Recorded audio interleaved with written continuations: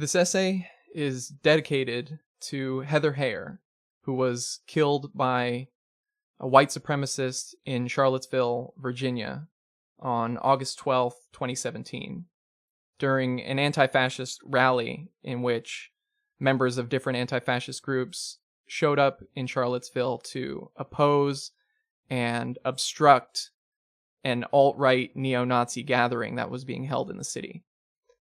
And this essay is also dedicated to all of the anti-fascists who have given their lives to fight the social cancer that is fascism. And it's very difficult for many of us to continue on when we know that we are perpetually the targets of violence and that the only people who will defend us are ourselves and our comrades. And so this essay is dedicated to Heather and to all of our other comrades who continue the fight. And I hope that you all stay strong and know that we stand with you in solidarity. And we are out there in the streets fighting with you every day. And I just hope that as we continue to organize and continue to fight, and that as we lose comrades in the struggle, we are able to maintain our composure and are able to maintain the coherence of our movement. So, thank you, and keep fighting.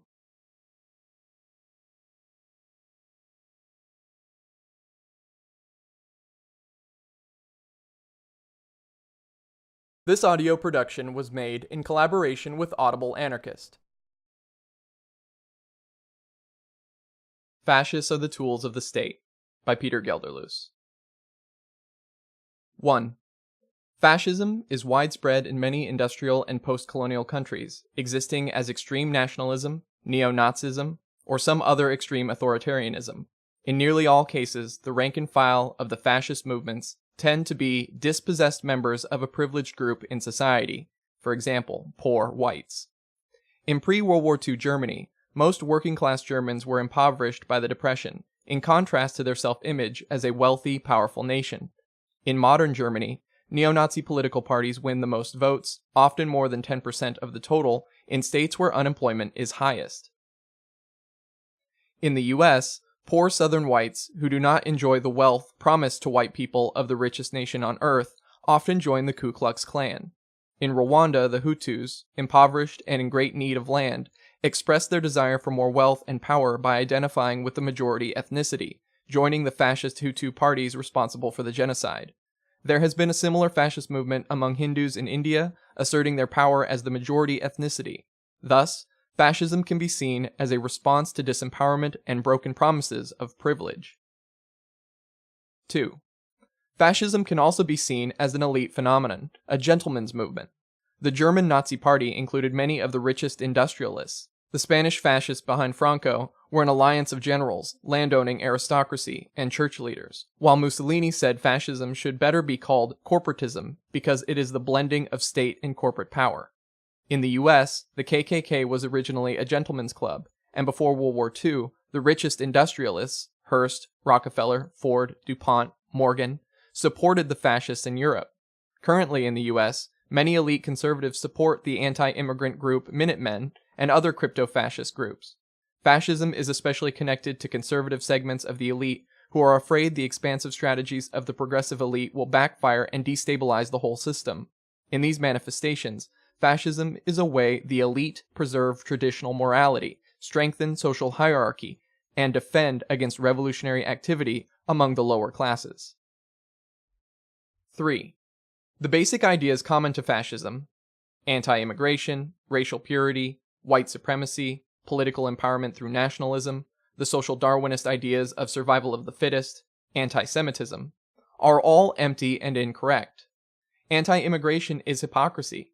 The anti-immigration political parties in the US and European Union usually supported the same free trade deals and wars, i.e., NAFTA, the Civil War in El Salvador, that are the cause of much of the immigration, and their economies depend on immigrant labor. US agriculture and the construction industry would collapse overnight without immigrant labor.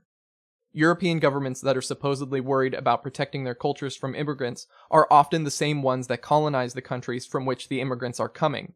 They had no problem bringing their culture to someone else's country, nor are they doing anything to stop the cultural pollution of McDonald's and MTV. As for racial purity, the idea has no scientific basis, and in fact, race is an arbitrary generalization. There is no danger in cross-racial breeding. In fact, a diverse gene pool is much healthier than a homogeneous one, and no ethnic group is actually pure. We all, in fact, stem from the same ancestors and have been mixing since the beginning. White supremacy is also a lie with no factual basis other than the crude and fabricated pseudoscience of skull measuring that took place in the 19th century. Nationalism is a blatant lie. The political and economic elite are constantly making deals with other countries and enriching themselves while they teach their blind followers to hate people from other countries, thus dividing the lower classes. Waving the flag and loving the nation empowers the government, and this is the opposite of empowering the people. Ridiculously, nationalists believe they will be free if their jailers look the same and speak the same language as them.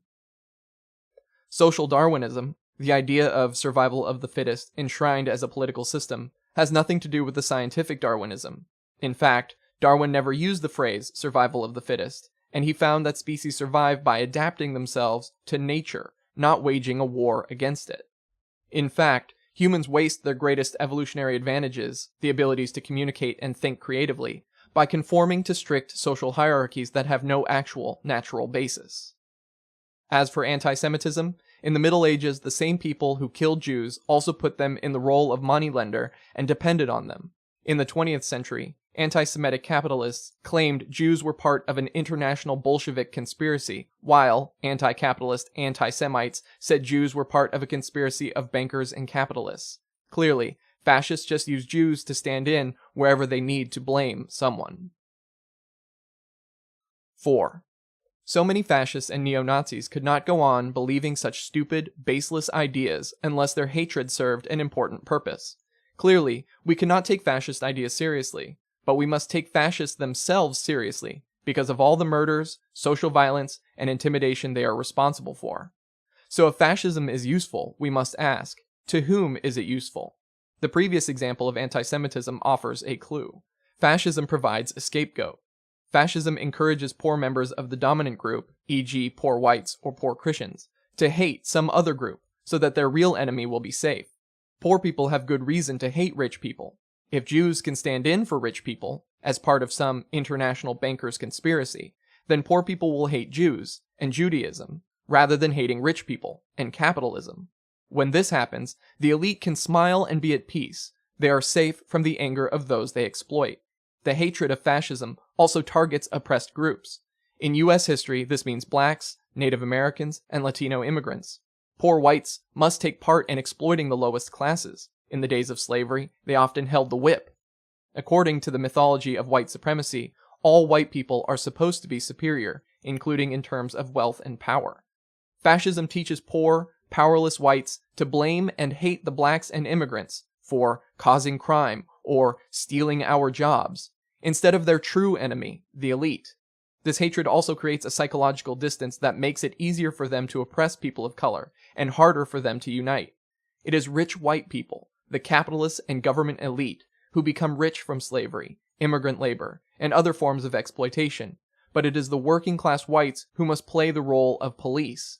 They get little material benefit, but fool themselves with the psychological benefit, by pretending they are powerful and superior as members of some mythical white race. The rich whites can laugh all the way to the bank, and they have made so many working class whites into their tools so easily and so cheaply. 5. If it is correct that the elite are the beneficiaries of fascism, then we should be able to find evidence of elite support for fascism, and in fact we do. Many European Union governments sponsor the idea of cultural purity and protecting superior European culture from the pollution of immigration by requiring immigrants to pass cultural tests. The corporate media, owned by the elite, in the EU and the US, cover the immigration issue in a way that is sure to encourage ignorance and fear. For example, they rarely give the context of why people immigrate, whose corporations and whose wars have destroyed their homelands. They rarely mention the fact that European or US economies would collapse without immigrant labor, that white consumers depend on the cheap labor and cheap imports, fruit, clothing, computers, cell phones, etc., of the immigrants and the countries they come from. And in the US, members of the elite give great financial support to more respectable fascist groups, especially the Christian fundamentalists. George W. Bush has even been successful, as was Reagan, in getting government money to such groups. In countries like Italy, Poland, Ukraine, and Russia, it is also easy to find evidence of the government or church giving ideological or material support to fascists. Clearly, the elite feed the fears and ignorance that provide a foundation for fascism. 6. What do the elite get from fascism in return? Very much. Fascist tools do not disappoint their elite owners. Fascists help distract the lower classes by blaming the problems of the elite, poverty, disempowerment, corporate globalization, on a scapegoat, such as immigrants. The 2006 riots in Hungary provide a perfect example. People were so upset with the horrible conditions that they took to the streets, fought off police, and occupied the state television station. Yet this was no revolution. The crowds were dominated by fascist ideologies, so in the face of capitalist exploitation, worsened after their government joined the EU, they instead blamed people poorer than themselves, immigrants. They attacked a synagogue, and they lapsed into a fantasy of an idyllic Hungarian history, hundreds of years past, even though most of the people directly responsible for their problems were also Hungarians. Fascists divide the lower classes, causing them to fight one another, and creating the hatred and distance that makes it easy for whites and Christians to oppose and exploit people of color, Muslims, etc. Thus, they protect the elite from revolution. 7. Some fascists, inspired by Hitler's National Socialism, are more consciously anti-capitalist, or they think they are. These extremists are also useful to the elite, even though they often hate the governments they are tools of. Firstly, they make any potential anti-capitalist revolution less effective by dividing the lower classes, and emphasizing race. Because they confuse the actual nature of capitalism, they end up supporting a national capitalism. At most, this will only involve greater government control, similar to the socialism of Hitler or Lenin. Secondly, as extremists who pretend to be revolutionary, they reserve much of their hatred for communists, anti-fascists, and anarchists. Authoritarian communists are just like another competing sect of fascists, and once in power, they have shown willingness to use their same methods to purge or purify their country. Right-wing and left-wing fascists may fight, but in the end, they can find much common ground, as we see in Lenin's treaty with the Austro-Germans, the Nazi-Soviet treaty, and more recently the emergence of the fascist National Bolsheviks and the support of the Communist Party of the Russian Federation for the xenophobic movement against illegal immigration. Anarchists, on the other hand, want to abolish all political power, so they present an uncompromising threat to the elite. It is no coincidence that fascists are uncompromising in their assault on anarchists. Fascists have attacked and even killed anarchists all across Europe and in the US. In some parts of Eastern Europe, anarchists can hardly organize a fundraising concert because of the certainty of attack by fascists. In this way, the fascists work as a paramilitary force for the state. In the US, the FBI, federal police, has long infiltrated the KKK and other white supremacist groups, using them for attacks against black radicals, such as the Greensboro massacre. In Italy, during the strategy of tension in the 70s, the intelligence services used fascist groups for murdering leftists, or bombing crowded areas and blaming it on the Red Brigades. In Moscow, in 2006, neo-Nazis fought alongside the police to attack the Gay Pride Parade. 8. Aside from providing this constant service, fascists are useful tools of the state because the elite and bourgeoisie can use a fascist revolt to save it from a true lower-class revolution. Though fascism may topple a particular government, government is just a tool of the elite. In Italy, after the landowners, church leaders, and factory owners saw that they did so well under Mussolini, the bourgeoisie everywhere realized that fascism could save them from revolution. This realization led the elite in Spain to support Franco's fascist coup, to save themselves from the growing anarchist movement. 9. Fascism is neither anti-authoritarian nor anti-capitalist, so the capitalist elite will be protected by fascism. Even fascists who are anti-rich and anti-globalization, who think they are anti-capitalist national socialists, put their nationalism first. meaning they will be easily controlled by capitalists of their own nationality.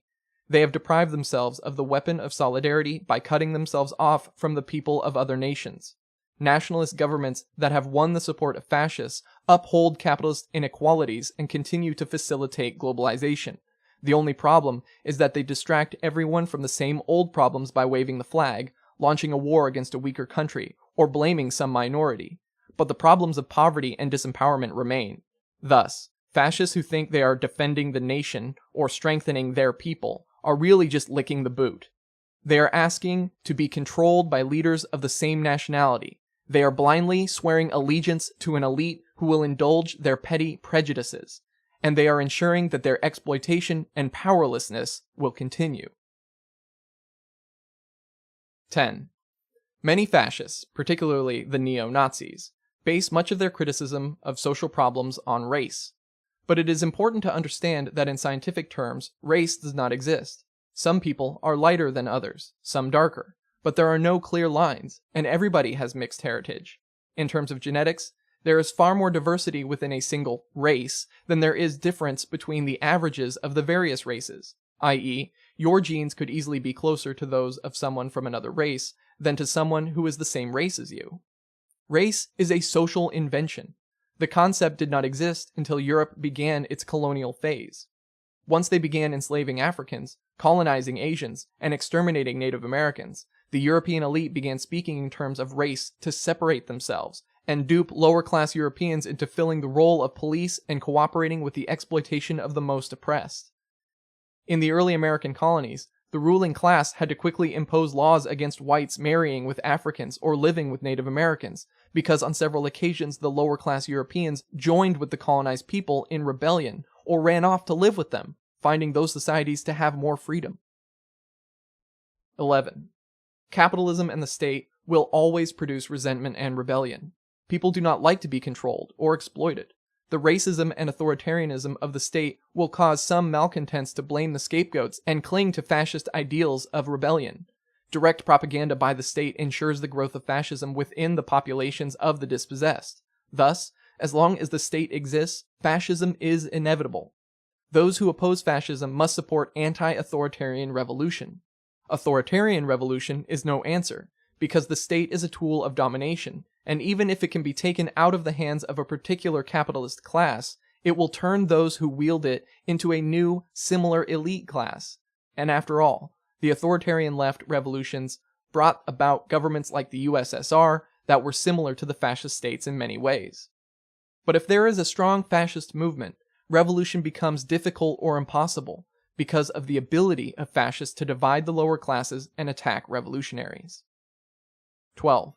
Therefore, people opposed to fascism must attack government and capitalism as the causes, while treating fascism as an aggressive and disabling symptom. Anti-fascists with no critique of capitalism or the state are fighting a losing battle, because they confuse cause with effect. Fascists do not come from nowhere. They are encouraged by the state, and they draw on the anger that is produced by capitalism. Fascism cannot be defeated by simply beating up fascists, although in the short term, self-defense is certainly necessary. After all, fascists often recruit from the poor populations that might support true anti-capitalist revolution if they could be educated to see past xenophobia and racism. 13. So, to defeat fascism, we need to create an anti-capitalist movement that is also anti-authoritarian. And such a movement needs to belong to people of all colors and nations, capable of international solidarity. But renouncing the national ethnic divisions of the fascists does not mean ignoring any such divisions that do exist in society. It is the liberals who take the hypocritical, colorblind approach to racism. There are not inherent differences between people with different skin color. In this sense, we are all equal. But there are differences in our cultures and histories. It makes a big difference if society has treated you and your ancestors like subhumans. Systems of privilege and oppression continue to divide us, even when we have good intentions. Often, white anti-fascists ignore these divisions and make themselves unable to work with people of color by holding on to their privilege or being blind to real differences in needs, histories, and consequences of action, e.g., how harshly the police will react to different people based on skin color. This is one reason that anti-fascist movements throughout Europe and the US are almost entirely white, effectively excluding people of color and immigrants. Overcoming white supremacy is just as important as overcoming capitalism, and being colorblind to the point of just seeing economics is a way that white people divide the movement. Many people of color will not want to work with whites who minimize the far-reaching problems of white supremacy. White people must also find their own reasons for fighting against the alienating, disempowering system of white supremacy. Instead of ignoring it, seeing how it hurts and limits their own identities can help them become better allies to people of color, who are more obviously hurt by racism. Overcoming the segregation that ironically plagues anti-fascists does not mean white anti-fascists inviting activist immigrants and people of color into their movement.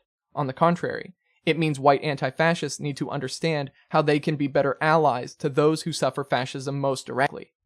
And it also means they need to take responsibility for, rather than disowning, those whites who have been misguided by racism into becoming the fascist base, and educating them.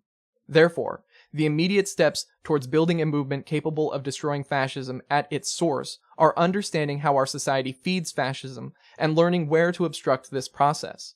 Understanding how privileged and oppressed people experience fascism and resistance differently, and bringing these understandings together in a spirit of mutual assistance.